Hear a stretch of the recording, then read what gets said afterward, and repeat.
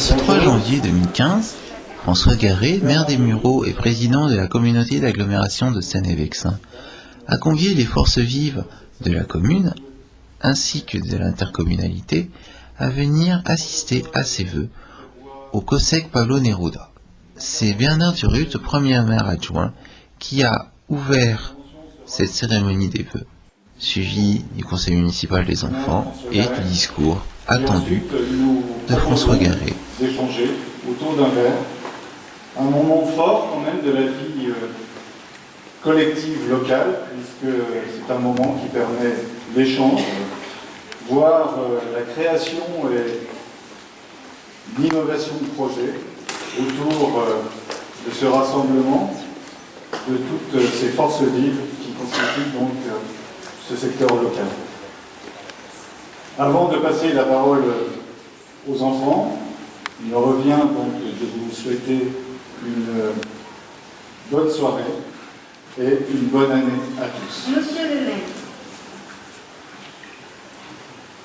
mesdames et messieurs les conseillers, mesdames et messieurs, nous sommes les enfants du nouveau conseil municipal d'enfants et nous avons l'honneur de vous présenter à toutes et à tous nos meilleurs vœux pour l'année 2015.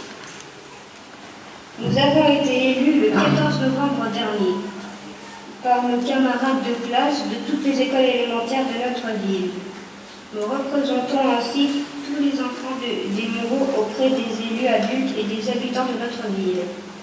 En 2015, la ville va fêter les 60 ans du Cross international des Mureaux. En effet, nous avons eu la chance d'y participer et de pouvoir représenter nos écoles respectives. C'est un moment souvent pas facile qui nous demande une préparation physique, mais aussi mentale. Mais quelle joie nous avons que la course se finit et que nous avons réussi à donner le meilleur de nous-mêmes et à nous dépasser. Et oui, c'est ça le sport, mais pas seulement. C'est aussi le partage avec mes camarades et aussi apprendre à se respecter. En effet, le sport défend beaucoup de valeurs. Permettez-nous, en ce jour de cérémonie de vœux, de vous souhaiter très sportivement à toutes et à tous une bonne et heureuse année 2015.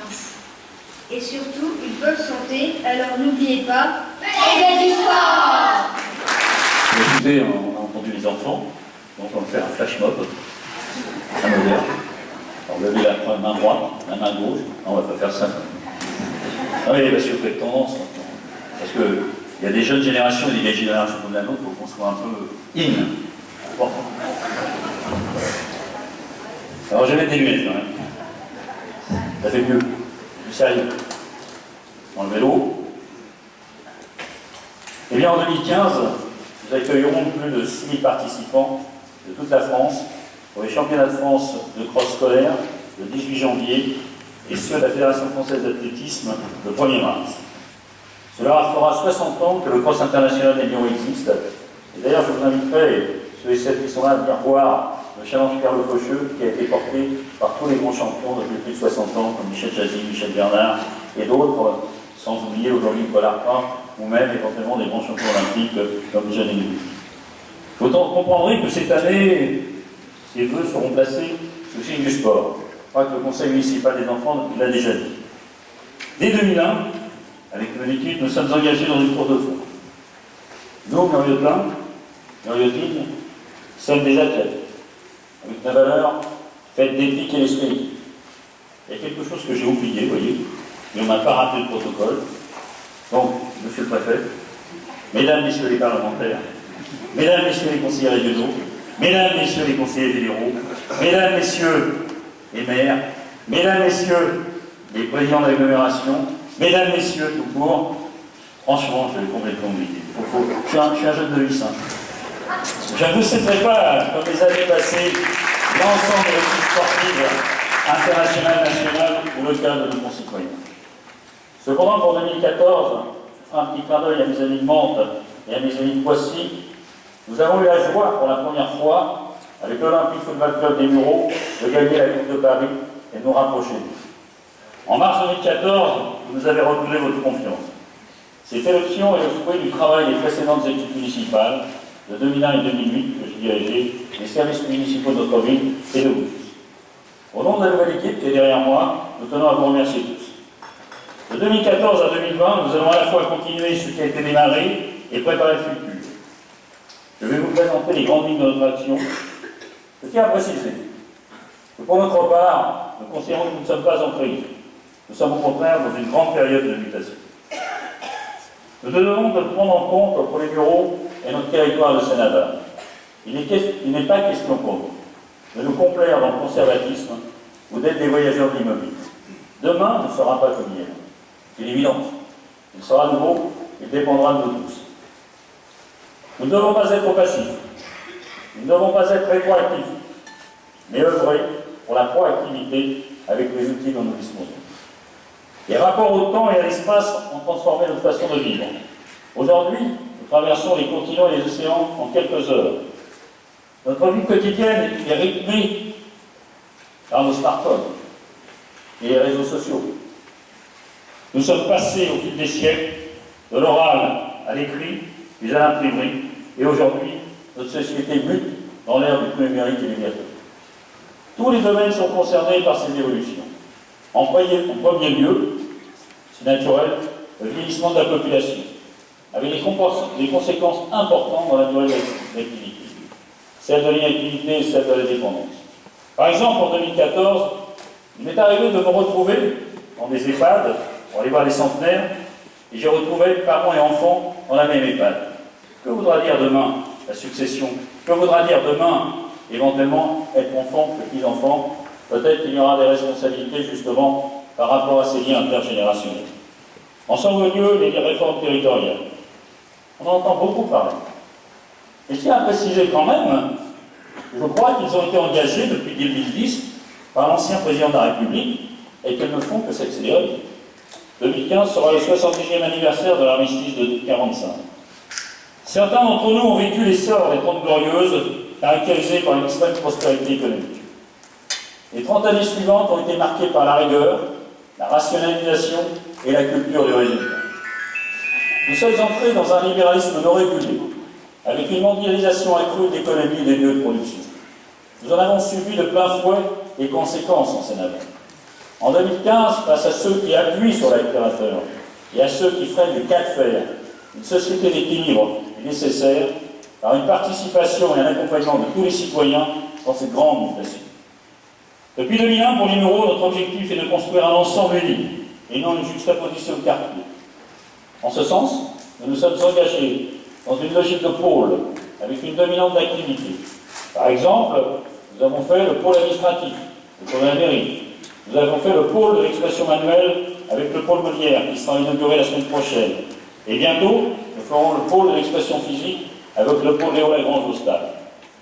En 2014, les nouveaux équipements publics structurants ont été réalisés ou sont en cours de réalisation. Le centre de la danse à la médiathèque. Le pôle emploi passe au rond-point de la ligne blanche. Et le nouveau commissariat des Bougiemont, dont la première pierre a été posée en février 2014, alors qu'il était ministre de l'Intérieur, par Manuel Valls, aujourd'hui Premier ministre. D'ailleurs, je tiens à remercier le Conseil régional d'avoir appuyé l'État et qui a participé à plus de 60% sur la réalisation de ce commissariat de police qui verra le jour fin 2016. Et pour 2015, la nouvelle caserne des pompiers est en bonne voie. C'est vrai, nous avons cherché les terrains. Je pense qu'aujourd'hui, nous avons un terrain. Et je tiens à remercier le Conseil général pour sa volonté de le réaliser. Depuis 2004, l'Agence nationale de rénovation urbaine, avec le concours de l'Europe, la région Île-de-France et du Conseil général des Yvelines, a appuyé notre projet. Les résultats sont là. L'ensemble des réseaux ont été refaits. Voirie, assainissement, éclairage. De nouveaux équipements publics structurants sont réalisés, tels que le pôle Molière. 1000 logements ont été démolis, 800 ont été construits, 1100 ont été réhabilités. Pour l'ensemble de ces logements, la résidentialisation a été mise en place avec une gestion individuelle des bâtiments. J'émets un vœu pour 2015, que je n'arrête pas de formuler depuis maintes années. Chaque résidence va fonctionner comme une copropriété avec une gestion les charges par les équipes. Pour ma part, voilà ce qu'est un véritable conseil des résidents, un bon entendeur. En 2017, ce premier programme s'achèvera. Vous voyez, sans clivage politique, je tiens à remercier Jean-Louis Borloo. D'ailleurs, on s'est connus, à un moment donné, on a eu un petit parcours de vie ensemble. Après, on n'est pas allé au même endroit. Et c'est un peu ça, ceux qui sont près du centre, ils sont souvent d'un côté ou de l'autre à un moment donné. Mais je vous remercie d'avoir lancé ce programme d'envergure au-delà de tous les clivages. Et voilà un bel exemple de proactivité. Et d'ailleurs, dans cette continuité, le gouvernement a lancé un nouveau programme de rénovation urbaine.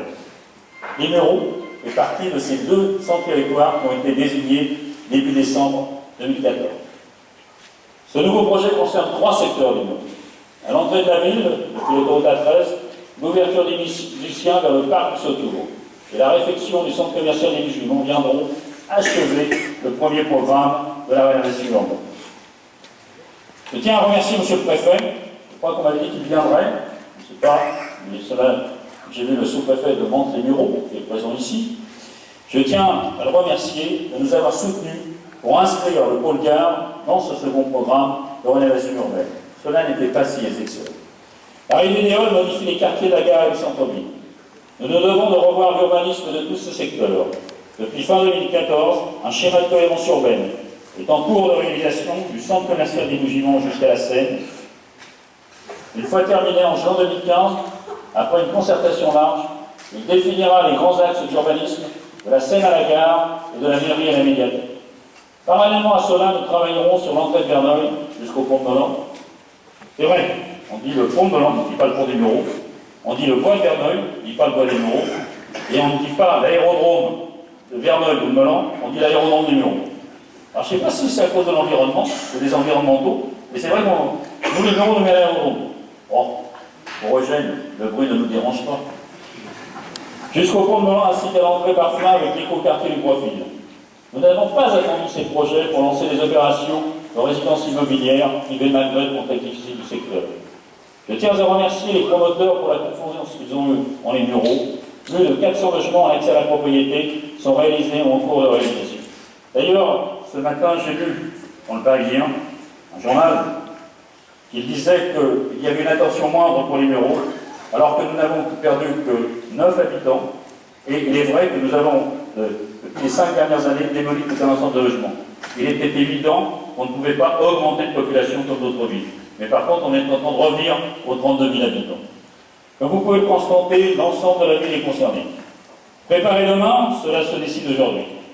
Tous nos projets, que ce soit le bâti, la politique de réseau ou la place de l'humain, nous les avons inscrits dans le développement durable.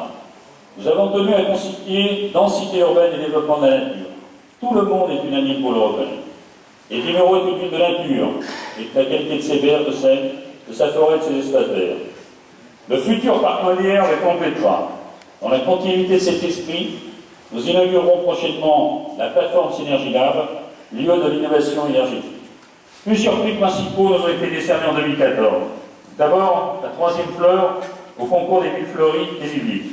Et je dirais qu'il y a beaucoup de collègues autour de moi, dans des communes alentours, qui eux aussi, la première, la 2e et la 3e fleur. Mais il faut qu'on lise comme nous l'avons dit.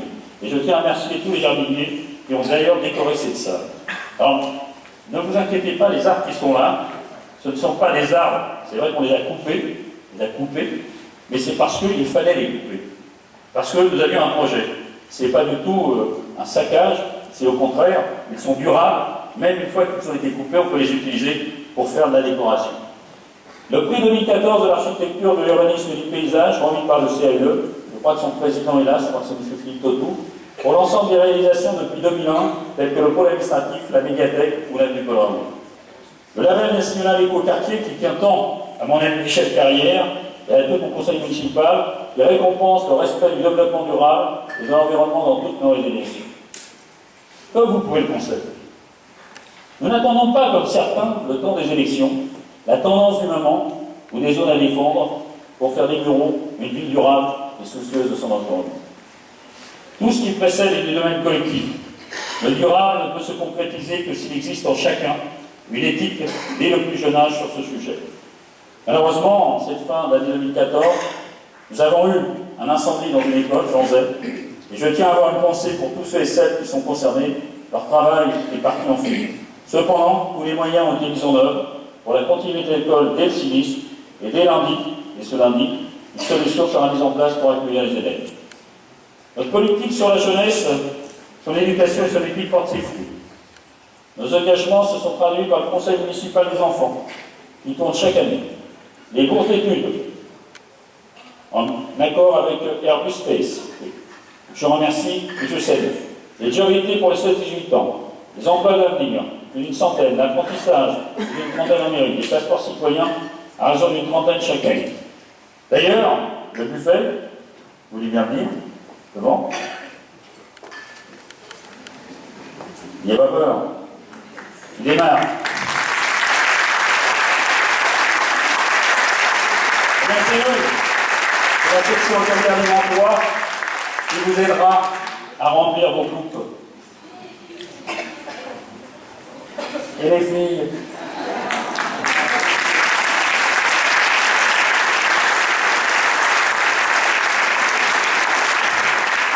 Non, mais normalement, on m'avait expliqué quelque chose. Droite comme fille, et gauche comme garçon. Vous savez, comme fourchette à gauche et à droite. Vous savez, pour pas vous jouer. Je parle aux hommes, hein, pour comment je vois quand on met la table.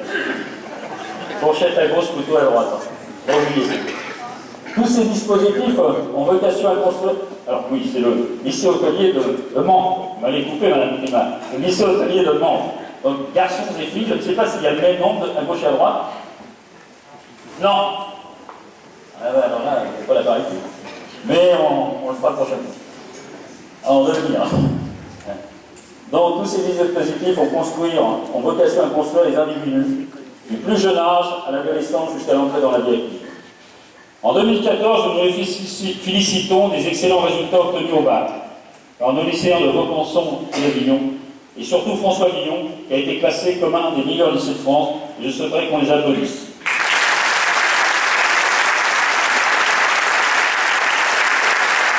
En 2014, nous avons continué notre action avec la création d'une classe orchestre dans un des collèges de Z de la ville numéro Jules Verne, en partenariat avec Airbus. Et au bout d'un an, j'aurais souhaité qu'aujourd'hui il soit là, ils commencent à jouer tous ensemble.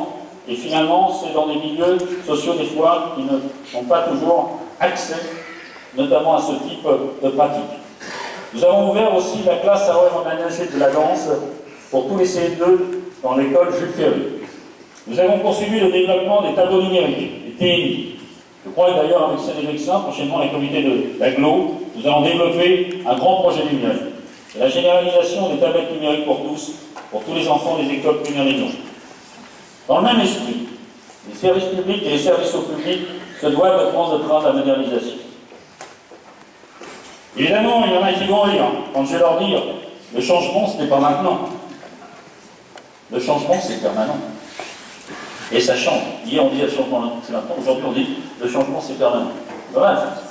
Nous sommes dans une société où se superposent temps réel et immédiateté.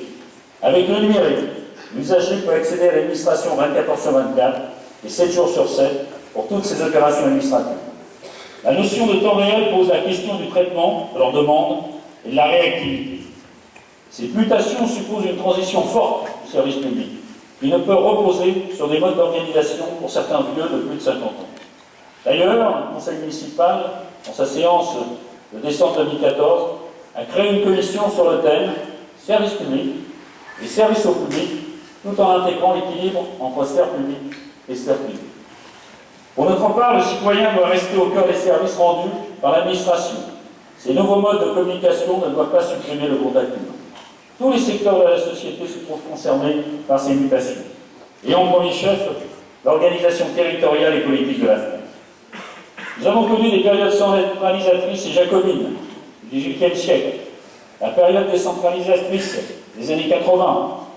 En 2010, le précédent président de la République a entrepris que toutes les communes soient regroupées en intercommunalité.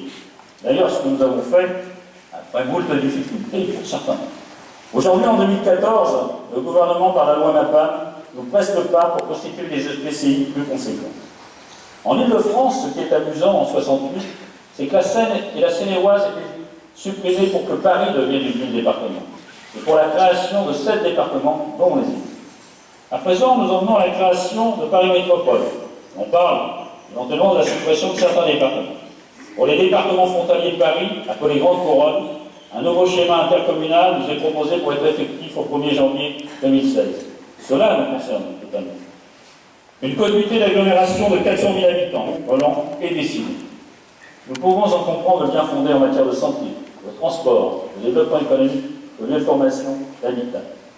Pour ma part, j'aurais préféré qu'au 1er janvier 2016, on établisse des territoires, on les acte, et qu'il nous soit laissé un délai de 3 ans pour mettre en place la nouvelle gouvernance, l'organisation, car c'est un gros champ. Et je tiens à le dire, il ne faut pas avoir peur de l'échéance électorale, et notamment celle de 2017, pour mettre en place une telle réforme de profondeur. Banalisons ces dates d'élection et travaillons sur notre territoire de telle façon à ce qu'on mette en place quelque chose d'organisé. Le premier, savoir se laisser du temps, est aussi une preuve de sagesse. Mais cela ne remet pas en cause la pertinence du territoire proposé. Le 1er janvier 2014, un premier pas a été franchi avec la communauté d'agglomération Seine-et-Vexin. Créée autour de 17 communes, je ne vous les citerai pas tous. Elles vont de Vaud à Jussier, elles passent par le Vexin, Nainville, Bruay, Gaillon, Montalet, Roinville, et de l'autre côté, il y a les Mureaux, Flins, Boif et Quevilly, mais je ne verrai pas l'axe à travers notre pont, les Mureaux-Volants à Auricourt. À l'aube de son premier anniversaire, notre EPCI peut déjà se féliciter d'avoir mis en place de nombreuses actions, d'avoir su travailler de concert à la réalisation de projets communs, notamment sur les déplacements, l'activité économique, sur certaines manifestations sportives, ou tout en travaillant encore sur la petite enfance. Je tiens à remercier l'ensemble des élus de Seine-et-Vexin, et notamment tous les maires qui ont véritablement joué le jeu pour que ce établissement fonctionne. Nous n'avons même pas le temps de pérenniser ce que nous avons fait, il faut d'ores et déjà entreprendre un nouveau projet. L'enjeu de 2016 est de taille. Il s'agit d'un nouvel EPCI de 400 000 habitants sur 73 communes à Lyon urbain et rural. Les interrogations se posent à nous tous. Sommes-nous amenés à devenir une passerelle où des acteurs entre Paris Métropole et la Normandie?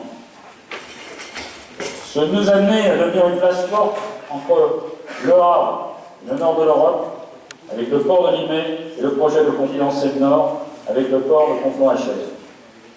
Sommes-nous amenés à être seulement une source d'approvisionnement pour Paris, la Défense et le Havre? Sommes-nous amenés à observer le développement de Saclay 50 ans en Yvelines sans réagir ou être complémentaires? Sommes-nous amenés à devenir par contre un pôle industriel fort avec Ariane 6, avec Airbus, avec les évolutions de la mobilité, avec Peugeot et Renault, et tout notre essaim d'entreprises et d'artisans? Sommes-nous appelés à avoir une réflexion à plus long terme avec l'agglomération de Cergy-Pontoise? Vous voyez, maintes questions se posent. Indépendamment de celle-ci, notre force sera effective si nous sommes capables d'avoir un vrai système de formation au Val-de-Seine pour toutes les générations. Les enjeux s'ouvrent à nous. Le devenir du centre de formation EDF qui se dépassera en 2017 à Saclay. Les perspectives encourageantes s'annoncent en 2015. J'ai eu l'occasion d'en discuter avec le président du Conseil général des Yvelines. Le Conseil général des Yvelines veut s'impliquer. J'avais déjà engagé moi-même des relations fortes avec le précédent président d'EDF. Et nous avons évoqué ensemble l'idée d'une académie de la mobilité, de l'intelligence et de la transition énergétique. Je crois que nous pouvons le faire. De même, un centre d'information et aide au métier de la personne, CIMAP, a été créé. Les formations au métier de la santé sont en place sur le centre hospitalier de Béjuy. Nous accueillons entre les deux secteurs d'activité plus de 800 étudiants. Des ergothérapeutes, des kinésithérapeutes, mais aussi des aides-soignants. Ce campus ne demande à devenir que celui, le campus des métiers de la santé et de l'aide à la personne. Et de cette raison, relançons avec toutes les institutions concernées, Conseil général, Conseil régional, Agence régionale de la santé, pour que ce projet de campus devienne réalité. C'est un réel besoin. Tout cet édifice à construire depuis l'Université de Mans, les campus de Seine-et-Vexin, d'autres structures qui existent aussi sur la communauté d'agglomération des Deux-Rives-de-Seine ou qui sont en devenir sur Poissy à Cher-Conflans, doivent permettre de prendre rang comme étant la vallée des écoles de l'application dans l'Ouest parisien. Indépendamment de tout ce qui précède, nous avons la chance d'avoir un territoire avec un environnement de nature intense. Par exemple, la communauté d'agglomération Seine-et-Vexin que je préside, forte de 107 km², presque 70 000 habitants, comprend plus de 10% d'espaces agricoles, forestiers, ainsi qu'un parc naturel du Vexin et bien évidemment notre cher fleuve, la Seine. Les autres EPCI, aussi bien ceux sur Mende, aussi bien ceux de Seine-Maule, aussi bien ceux du coteau de Vexin-Seine, aussi bien ceux du comité d'agglomération des Deux-Rives de Seine, aussi bien voici à Cher-Conflans, nous avons les mêmes typologies et nous avons le fleuve qui va de part en part. Il est évident que le maillage en termes de transport, de déplacement, de dépendance, d'éducation, d'urbanisme et d'environnement partagé est une priorité. Ne laissons pas l'autoroute A13, les traversées de Seine et les lignes SNCF Mende par Poissy et Mende par Conflans sans lien. Tous les citoyens élus de nos territoires ont un mot qui revient en permanence à eux, la proximité. Alors c'est vrai que quand on parle de cela, il faut essayer de comprendre aussi ce qu'il se dit. Très honnêtement, ce que je ne souhaite pas, c'est que chaque habitant demain se dise et se pose la question suivante. Qui contacter pour reboucher le nid de poule de la rue? Qui contacter quand ma poubelle n'est pas ramassée? Quand même, une vraie question métaphysique, importante. Est-ce la commune où je réside? Est-ce l'agglomération à laquelle ma commune appartient? Ou d'autres diront, est-ce la plateforme de service à qui cette tâche est déléguée? D'ailleurs, j'espère qu'on ne la délocalisera pas, cette plateforme. Ou alors, encore plus fort, dois-je envoyer un mail à sos@aglo.com? Vraiment, plus sérieusement, il ne faudra pas que nos concitoyens aient à résoudre cette question. Les services devront être assurés. Beaucoup d'entre nous parlent d'un terme, la gouvernance. C'est rien, c'est le partage du pouvoir entre nous. C'est uniquement ça. C'est la gouvernance. Et les compétences. Nous sommes sur un territoire de 40 km de long, sur 20 km de large, sans véritable ville-centre. D'ailleurs, on utilise le terme de polycentralité. Polycentralité. Oui, il y a plusieurs centres. Vous avez compris? Il y a Mende, aussi, il y a Lino, il y en a d'autres. On est plein de centres. En ces temps de fête, je pense que vous aimez les pâtisseries. Je ferai pour 2015 le vœu que nous ayons au 1er janvier 2016 une pièce montée de 73 communes, solidement fixée, sur un socle de compétences acceptées, plutôt qu'une nouvelle couche de notre bon millefeuille. À la réforme des territoires, j'espère que celle-ci sera accompagnée d'une réforme de l'État et de toute son organisation. La mutation n'est pas que pour nous, communes et élus, n'est-ce pas, messieurs les représentants de l'État, elle est pour tout le monde. Les mandats qui nous attendent de 2014 à 2020 ont toutes les caractéristiques d'un cross. Un départ rapide, des obstacles, des virages avec des relances, des montées avec des ralentissements, des faux trains, des descentes avec des accélérations, des périodes d'observation, même si on n'est pas en concurrence. Certains nous rendront le parcours puissant. Mais le 1er janvier 2016, nous devrons tous et toutes enfiler nos nouvelles couleurs pour former une équipe unie de Sénat. Alors, pour l'année 2015, on voit déjà dans cette salle quelques athlètes qui sont dans les starting blocks, les supporters. Ils ne sont pas amenés leur rôle pour les encourager. Bien évidemment, à tous les coups, c'est pour les championnats de France de cross qu'ils pensent. À la base de rien. Mais non, j'oubliais. C'est vrai, il y a les cantonales et les régionales. C'est peut-être là, ils sont en train de se préparer. Alors à tous, allez-y fin mars, allez-y fin d'année. Pour ma part, je ne serai pas candidat. Par contre, à Seine-et-Vexin, nous n'attendrons pas, nous serons le premier territoire à la marche ornée, sur l'esprit du ski de fond en montagne à l'ouest de Paris. Les premières pistes et les premières écoles de marche seront opérationnelles sur l'ensemble du territoire de Seine-et-Vexin dès le 2e semestre. Rêvons un peu. Imaginons qu'à l'instar de la base à Lopette, pour le ski de fond de la tranche jurassienne, que nous ayons cette année la Trans-Seine-et-Vexin en marche ornée. Ce serait quand même quelque chose qui marquerait notre territoire, qu'on étendrait bien évidemment après à l'ensemble de l'agglomération. Rêvons encore plus. Je pense que si la France dépose une candidature en 2015 pour les Jeux Olympiques de 2024, il serait dommage de ne pas faire des propositions. Nous avons tous les atouts. Le bassin d'Aveyron à Mans, en Yvelines. Le parc naturel du Vexin. Le fait aussi que les Mureaux ait été le berceau de la création du triathlon. Nous avons tout pour accueillir des épreuves de nature. Par contre, pour nous, Muriotins, nous aimerions une épreuve de triathlon qui démarrait, par exemple, à la base de Loisillon, à la base de Seine, pour se rendre à bicyclette jusqu'à Versailles, à travers tous les EPCI, Zivy, pour se terminer par l'épreuve de course à pied dans le château de Versailles. Quelle belle unité de passer dans tous les EPCI. Ce serait un vrai département uni. Alors, je pense que tout le monde a appuyé ce dossier. En ce 3 janvier, je vous sens tous fatigués pour 2015. Et pour faire la preuve, et pour ce faire, la première épreuve que je vous proposerai, qui d'ordinaire est la fin, sera celle du plus faible. Attention mesdames, messieurs, concurrents, ne se trompe pas? Pardon.